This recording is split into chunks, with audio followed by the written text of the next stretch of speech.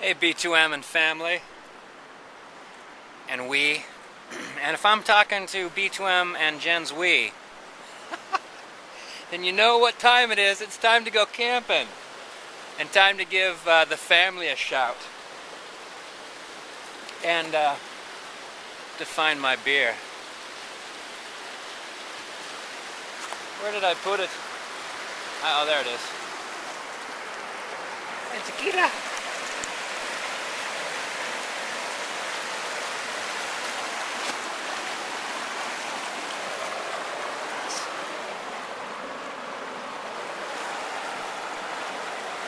Ooh. Well, despite sticking up in the sun a little bit, it's ice cold. That water's freezing.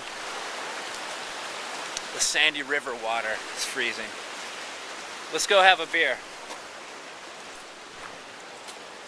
I've been watching the mountain.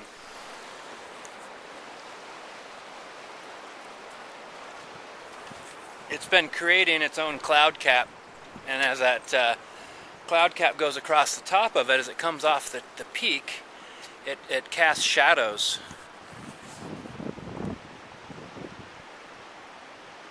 I don't know if you can make it out, like the shadows spill across the side. They almost look like moving snow. And you could actually see a little avalanche has made it halfway down that face and it stopped. I almost think I heard it, actually. There was an unusual sound that I sounded like a plane, except it's like one of those sounds where you say, it sounds just like a plane, except you know it's not a plane. So maybe I heard that avalanche. It's actually not that far away. It looks far away though. But you could hike there in a couple hours.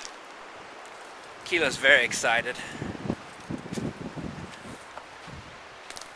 There's the camp. It's the poles where I erect the rain fly. Let's see if we can't oh.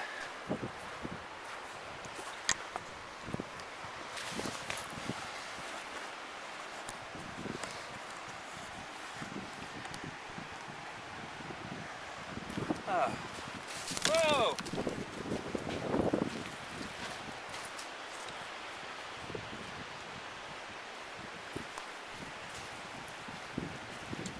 Alright, let's drink some beer.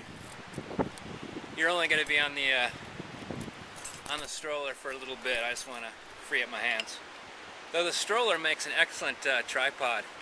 I really like the idea of camping with a stroller. Especially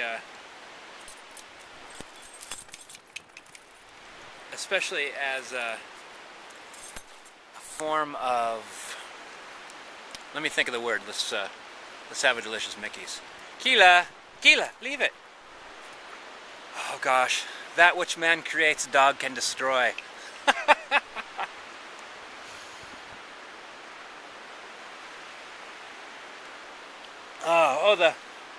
The beer in the neck. I think the neck was in the sun. And the beer in the neck was such a different temperature than the beer just a few inches down. So we got here early in the morning, and the light keeps changing on the mountain as the sun makes it from the east.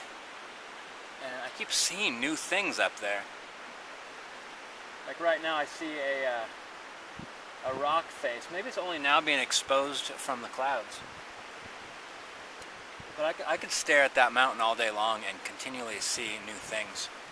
I have to throw binoculars in the baby carrier next time. I'm thinking I might have to buy a baby carrier. I found that one. Actually, a lot of the camping equipment I have with me today I found.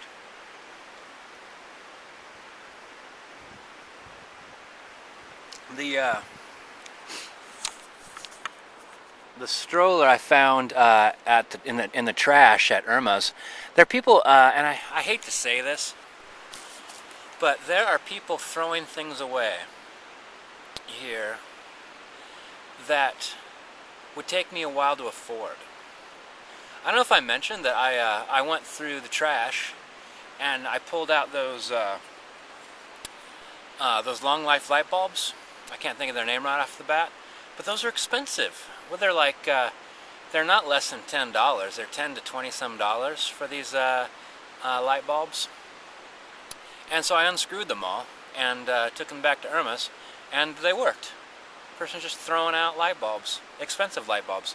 So like with a couple minutes work, you know, I got you know, at least $40 worth of light bulbs.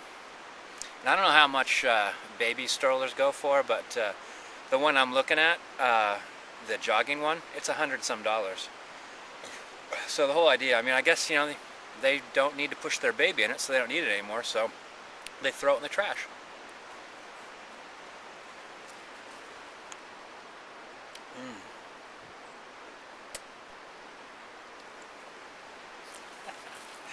Public displays of affection. Oh. So, one day off of work. I know, B2M, you've been working really hard. And, the thing is, and I mean, that's the wonderful difference. You know, you're a family man. You've got goals. You guys are getting a house. I haven't talked to you in a long time. I haven't heard how that house thing is going.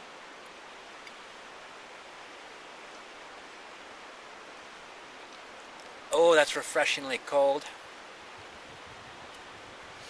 But for the Earl, other than taking care of my dog and trying to be the best guy I can be to Irma, is I've got 0 responsibilities other than, you know, those. And so it's like, for the love of dog, you know, let Earl camp. Like, I can show up to work an hour early every day holding up a sign saying, let Earl camp. I mean, it's probably, work probably wouldn't appreciate that.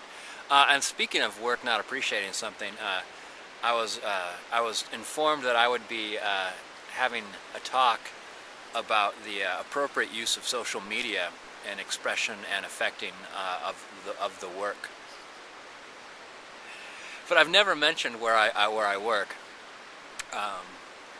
I'm pretty sure I've never mentioned it to anybody. I mean, there might be a couple people on YouTube that know me personally, and they know, you know, where I work. But I feel certain I've never mentioned it on YouTube or Uvu.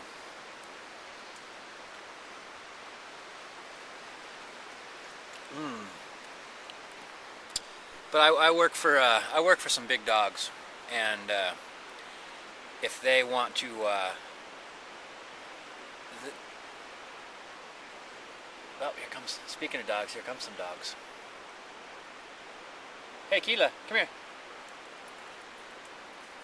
Good boy. Okay, wait for me for a little bit. And if these people, you know, want to take on, hey, go play.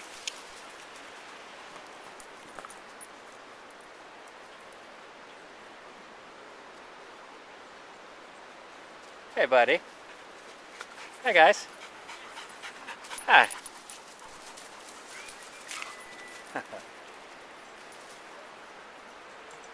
Stay here, bud. Keela. Stay here, bud. Oh, let's go get the dog. That's too much temptation. Keela! Come here, bud.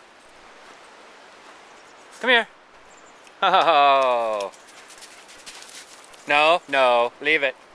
Leave it. Good boy. Come on, let's go down the river.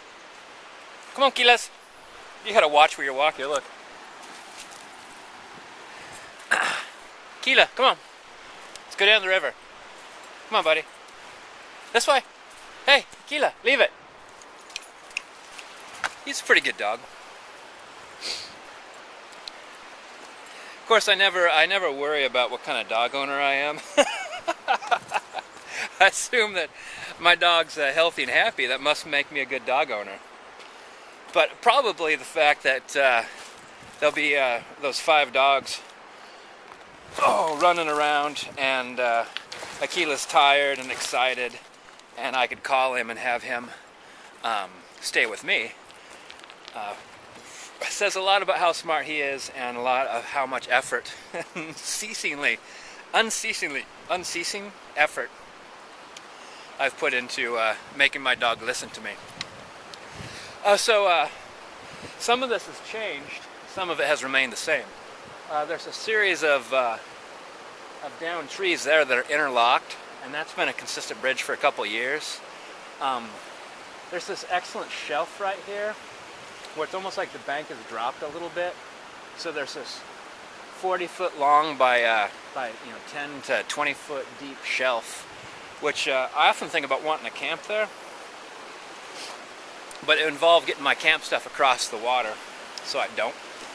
Another change has taken place. Here is this is given way. That's fallen down. Tree took a header, like these trees.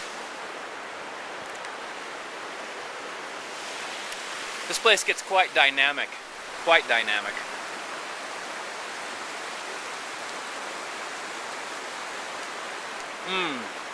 Well, anyway, enough about work. More about nature. So, and about listening and looking.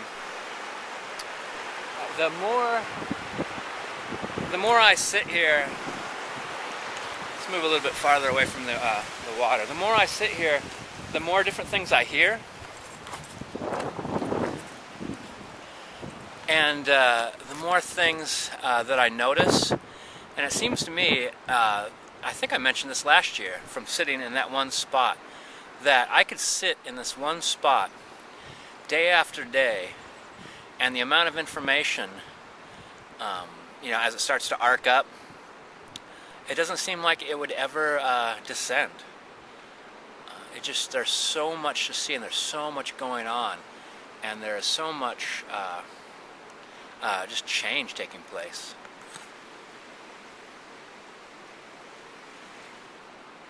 We were hanging out there earlier. Akila gets used to spots, which is cool. So do I. I mean, it's part of the joy of coming to the same spot over and over again is the familiar nature of it, and then when you get to that familiar area, all the differences and all the changes are that much more noticeable. So this area that we come up to is called Low Pass.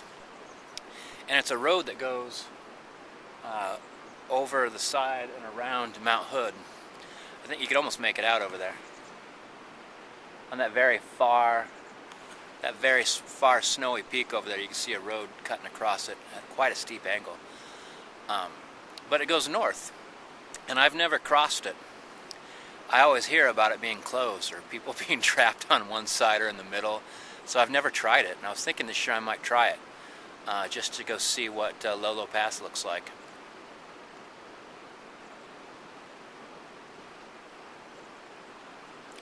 The Pacific Crest Trail comes through here, so people hiking from Mexico to Canada hike right through this area. And I've bumped into a few of those cats. And there's an interesting effect, and an effect I feel certain that would be mine, in that I think you would feel separate. Some of these people seem to feel separated from, as they meet me, they look at me and they're like, this guy's not a through hiker. I'm just like a little bit of litter alongside the trail, like something that's flown here or blown in from the city.